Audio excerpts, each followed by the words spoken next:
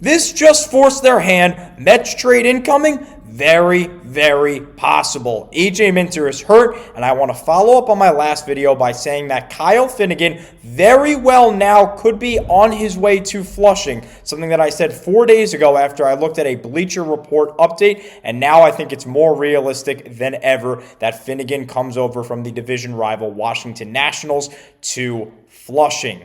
Welcome back to Mets Digest, everyone. I'm your host, Mike Duda, and today we have a lot to discuss, not only the Minter injury and the Finnegan update, but also an update on an injured player, as well as a contract that the Mets inked. But we'll kick it all off with the actual injury itself. Here's the clip. And that cut her away. Just seemed to take a bad step there. Yeah, I think he hurt himself. And he's going to get a visit out. Remember, he's coming off hip surgery, and he certainly appeared to have something happen as he delivered that. Now, Minter's injury occurred in the game against the Nationals on Saturday, and unlike Edwin Diaz's injury on Wednesday in the game against the Phillies, it was clear when Minter got hurt. You saw it was a very specific pitch. He looked awkward on it. He came off the mound grimacing discomfort, and he was in pain. He was visibly disappointed, the whole 9 yards that you typically see with an injury. And there is some good news with this injury, and that is that Minter walked off on his own recognizance. Granted, the trainer was right next to him, but unfortunately, the actual diagnosis, which there's plenty of questions around, and we'll get to the actual diagnosis. It was a little interesting how we got there. It looks like it is 6 to 10 weeks. I'm not a doctor, but from what I have read, the injury takes 6 to 10 weeks until Minter can come back pitching, which is why I truly believe that Kyle Finnegan could be coming to the Mets. And if you didn't see that video where I talked about the potential trade, go watch that video so you can learn a little bit about Kyle Finnegan, because really all that I have to say is I told you about it 4 days ago from the Sports Illustrated Bleacher Reports that I was seeing, and it looks like this very well could be a thing if Minter is out long term and the Mets need a new reliever. Granted, they have Dednell Nunez in the minor leagues who they could just bring up, but I think Kyle Finnegan would really beef up that bullpen to a whole new level, and I personally believe that he should be a guy that the Mets go and look to acquire. So we'll see where that lands. But again, go check out that video to see why I originally believed that Finnegan could be coming to the Mets and just replace really Diaz with Minter in this situation in terms of the injuries.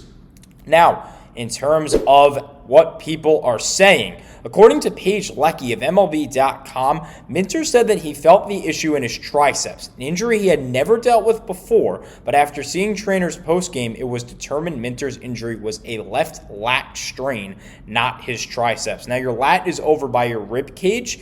I took a look at anatomy before recording this video, but Minter is happy that it's not a tricep injury, and I am happy that he's happy that it's not a tricep injury. However, I'm personally happy that it wasn't the hip, because he underwent a surgery in August of 2024 back when he was pitching for the Braves, and I'm satisfied that he didn't re-injure that hip that he already had surgery on. Now, in the same quote, Minter basically said that he knew an IL stint was coming, and that is in his quote here, where he said, "I can't remember what pitch it was, but about 2 pitches or a pitch before you can see me move my tricep a little bit. It tightened up. I'm just glad it wasn't my elbow." And that goes back to the Leckey quote that we saw, where she went over the fact that it wasn't a tricep injury, it wasn't an arm injury, it was a left lat sprain. And then, of course, Minter is satisfied that it wasn't the elbow.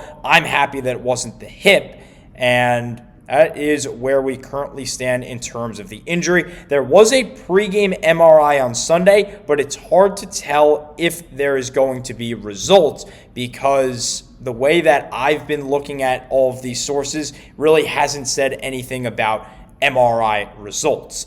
Now, in the corresponding move, the Mets sent Minter to the 15-day IL, and on the 27th of April, which is today as I'm recording, the New York Mets selected the contract of right-hand pitcher Jose Urena from the Syracuse Mets. You see another quote here from Leckey saying the Mets considered calling up Dednell Nunez instead, which I mentioned earlier, but they like that Urena is more built up and could be both a multi-inning option or out of the bullpen or a starter if need be. Now, Nunez He's coming off an injury. He wasn't healthy to begin the season, so I think that's why they say that Nunez is more built up because he's actually pitched this season. But again, they went with Urena instead of Nunez, and there is another reasoning to that. Now, another reason why the Mets might have selected Urena over Nunez is because of this. You hear the quote here from the skip, Carlos Mendoza. He said, Urena's done it before. A guy that starts and being out of the bullpen. He's built up to almost 75 pitches, so he gives us a little bit of length out of the bullpen.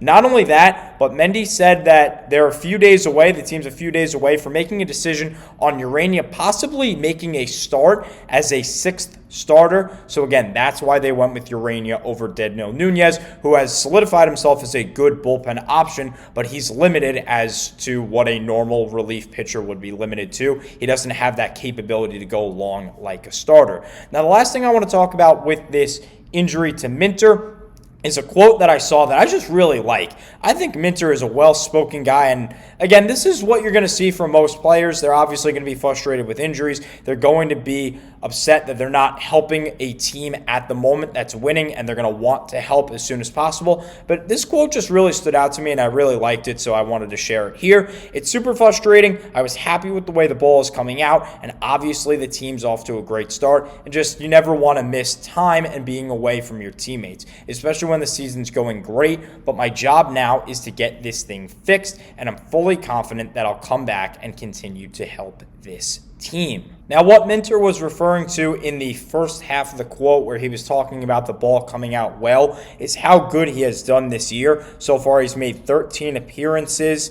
and he has a 1.64 ERA over 11 innings pitched, which is awesome. He is a career 323 pitcher in terms of ERA.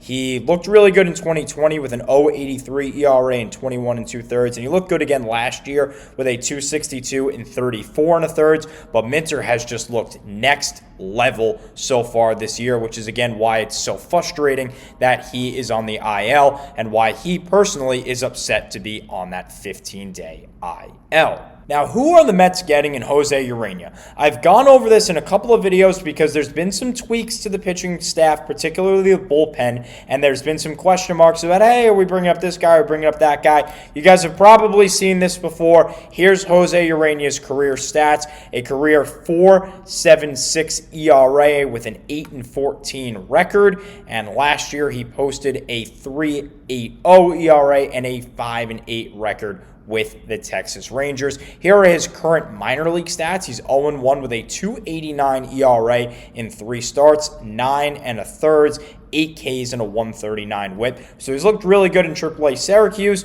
and this is the new guy that the Mets are going to get in their bullpen. So let's hope that Urena does well, but that is about it in terms of the Minter injury. Now let's talk about Ronnie Mauricio.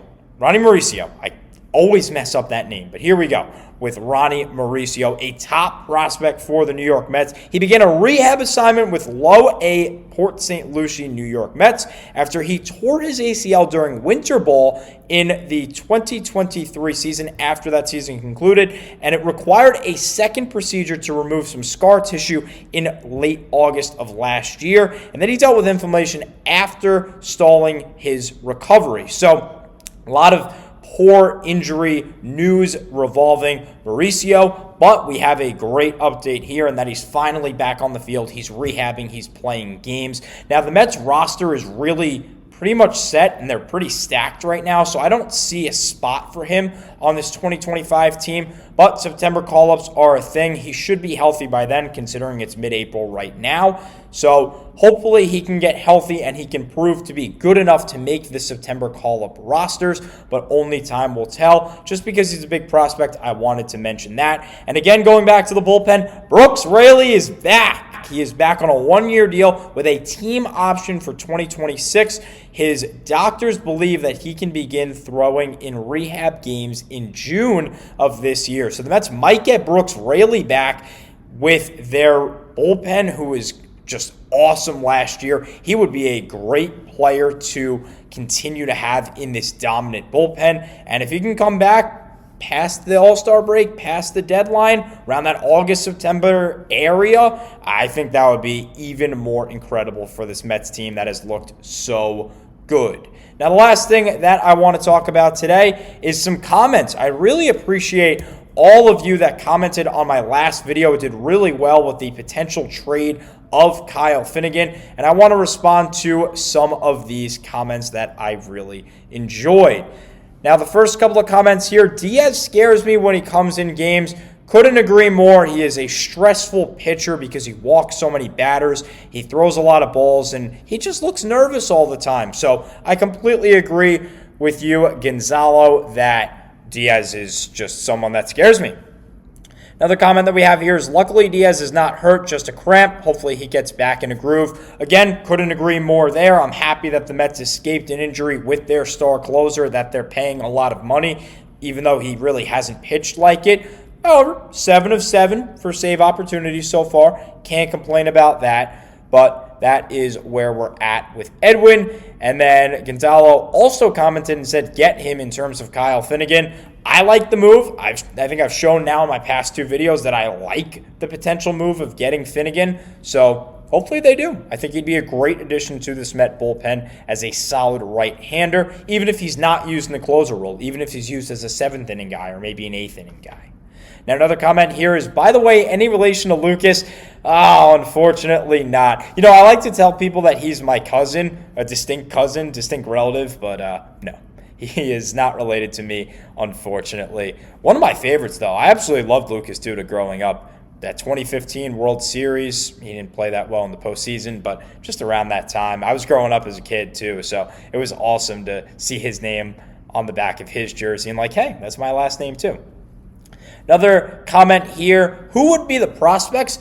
Honestly, I don't know. I can't say I'm an insider for the team, but I assume it would be some pretty good prospects considering it's an in-division trade and Finnegan's really good. So I assume there would be some big prospects and some big names in that trade. But again, I'm kind of all in for it. Now, I know there's a bunch of comments that I didn't get to. I apologize. There were a lot on my last video, which I thank you for. Thank you for all the support. But I will make sure to get to them in the next video. As for now, that's all the time I have. Kyle Finnegan very well could be a Met with the A.J. Minter injury. Of course, an update here on Ronnie Mauricio. And also, Brooks Raley is back. As always, thank you guys so much for watching, and let's go Mets.